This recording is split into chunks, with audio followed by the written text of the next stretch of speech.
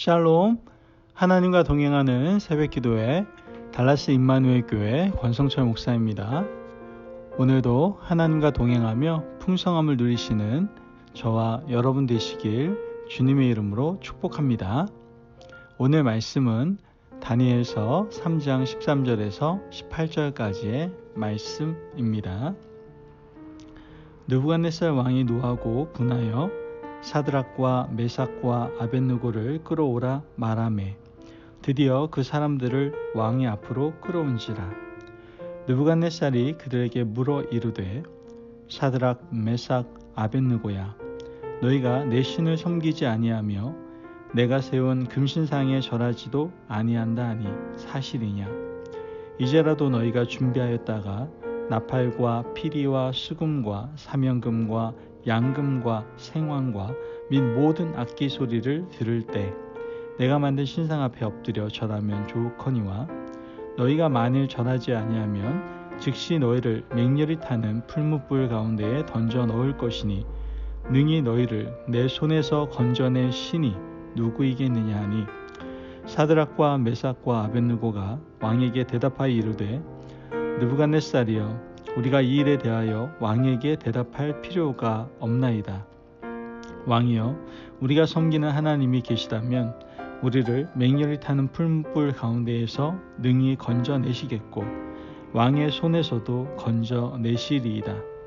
그렇게 하지 아니하실지라도 왕이여, 우리가 왕의 신들을 섬기지도 아니하고 왕이 세우신 금신상에게 절하지도 아니할 줄을 아옵소서.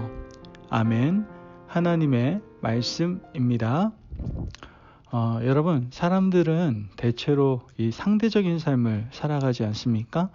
자신보다 강하고 힘이 센 사람을 만나면 그 앞에서 본능적으로 좀 움츠려들고 움매기주고 이러고요. 자신보다 약한 존재를 만나면 아주 힘과 위용을 과시하려고 하죠. 어떻게 보면 인간의 치졸하고 비겁한 모습이 아닌가 생각하게 됩니다. 하지만 인간이 이런 본능 때문에 지금까지 생존해 왔고 앞으로도 환경에 적응해 가면서 살아가게 될 겁니다. 비록 살아남기 위해서 이렇게 살아가지만 우리 마음 깊은 곳에서는 양심의 가책을 느끼게 되죠. 이렇게 살아도 되는가? 아무리 생존이 중요해도 하나님을 믿는 백성들은 신앙을 상대화해서는 안 됩니다. 오늘 본문에서 다니엘의 세 친구가 등장을 하지 않습니까? 다니엘의 세 친구들은 자신들의 삶을 상대화하지 않았죠.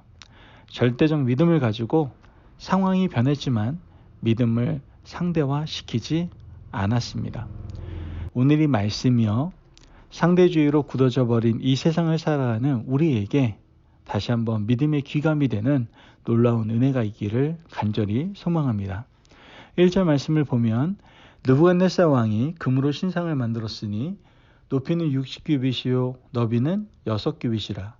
그것을 바벨론 지방의 두라 평지에 세웠더라. 아멘. 여러분, 말씀을 보면 느부갓네살 왕이 금신상을 만들어서 사람들에게 절하라고 명령을 하게 되죠. 왜 갑자기 왕이 금신상을 만들었을까요? 그것은 바로 느부갓네살 왕의 꿈 때문이에요. 느부갓네살 왕은 자신의 꿈에서 머리는 금이고 팔과 가슴은 은이며 배와 넓적다리는 노시고 종아리와 다리는 쇠와 진흙으로 된 큰 신상을 보았어요. 그리고 손대지 않은 뜨인 돌이 신상을 쳐서 금신상이 무너지는 것을 보게 된 것이죠. 느부갓네살 왕은 다니엘에게 꿈 해몽을 듣게 됩니다. 그 꿈 해몽을 통해서 왕의 나라 뒤에 은과 같은 나라가 일어날 것이다라는 예언을 듣게 되었죠. 느부갓네살 왕에게서 너무나 큰 충격이었습니다. 왜 그렇습니까? 자신의 나라가 영원하지 못하다라는 말 때문에 그런 것이죠. 느부갓네살 왕은 바벨론이 영원할 것이라고 생각을 했어요. 그렇기 때문에 바벨론에 이어 다른 나라가 일어난다는 말에 절대로 동의할 수가 없었죠. 그래서 이 느부갓네살 왕은 금으로 만든 신상을 세우고 백성에게 절하라고 강요를 합니다. 이와 같이 한 이유는 백성들의 마음을 하나로 모아서 더욱더 강력한 나라를 만들겠다라는 각오를 다진 것이죠. 느부갓네살 왕은요, 피지배국, 즉 자신이 다스리고 있는 나라들에 대해서 종교에 대한 자유를 좀 허락했었어요. 종교 관용 정책을 펼쳤죠. 하지만 지금 완전히 달라지고 있는 거예요. 국론이 종교를 따라 분열되는 것을 원치 않았기 때문에 신상을 세우고 절하라고 하는 것이죠. 느부갓네살 왕은 이렇게 명령을 합니다. 5절에서 6절 말씀을 보면 너희는 나팔과 피리와 수금과 사명금과 양금과 생황과 및 모든 악기 소리를 들을 때 엎드려 느부갓네살 왕이 세운 금신상에게 절하라. 누구든지 엎드려 절하지 아니하는 자는 즉시 맹렬히 타는 풀무불에 던져 넣으리라 하였더라. 아멘. 지금 느부갓네살 왕은 강하게 명령을 한 거예요. 강하게 명령했다는 얘기는 도대체 뭘까요? 지금 느부갓네살 왕이 불안하다라는 것을 보여주고 있는 것이죠. 세상 권세라는 그 놀라운 권세는 다 가진 왕이 그의 왕국이 영원하지 않을 것이다라는 그 예언 앞에서 지금 불안에 떨고 있는 거예요. 그 불안감을 극복하고자 느부갓네살 왕은 금신상을 만들고 그 앞에 모든 백성이 엎드려 절하게 하고 만약 절하지 않으면 타는 풀무불 가운데 던져버리겠다라고 공언한 것이죠. 그러나 다니엘의 세 친구들은 왕의 명령에 순종할 수가 없었어요. 그들은 하나님을 믿는 백성들이었고 환경 때문에 믿음을 바꾸지 않겠다는 결단을 한 사람들이었기 때문에 그래요. 그래서 다니엘의 세 친구들은 절하지 않았어요. 그리고 결국 그들은 고발을 당하게 되죠. 12절 말씀을 보면 이제 몇 유다 사람 사드락과 메삭과 아벳느고는 왕이 세워 바벨론 지방을 다스리게 하신 자이거늘 왕이여 이 사람들이 왕을 높이지 아니하며 왕의 신들을 섬기지 아니하며 왕이 세우신 금신상에게 절하지 아니하나이다. 아멘. 여러분, 왜 다니엘의 세 친구들이 왕의 명령을 따르지 않았을까요? 앞서도 말씀드렸지만 그들은 이미 하나님의 은혜를 경험한 사람들이었기 때문에 그래요. 왕의 음식과 포도주로 자신을 더럽히지 않겠다라고 결단하고 담대하게 나아갔을 때 하나님께서는요 그들의 삶을 지켜주시고 오히려 얼굴을 윤택하게 하시는 놀라운 경험을 하게 하셨죠. 그런 놀라운 경험, 승리의 경험이 있기에 느부갓네살 왕의 시험 앞에 무릎 꿇지 않고 담대한 삶을 살 수가 있었던 거예요. 왕의 명령을 따르지 않은 다니엘의 친구들은 왕 앞에 불려나가게 됩니다. 그러나 그들의 재주와 그들의 재능이 아까운 왕은 그들을 회유하기 시작하죠.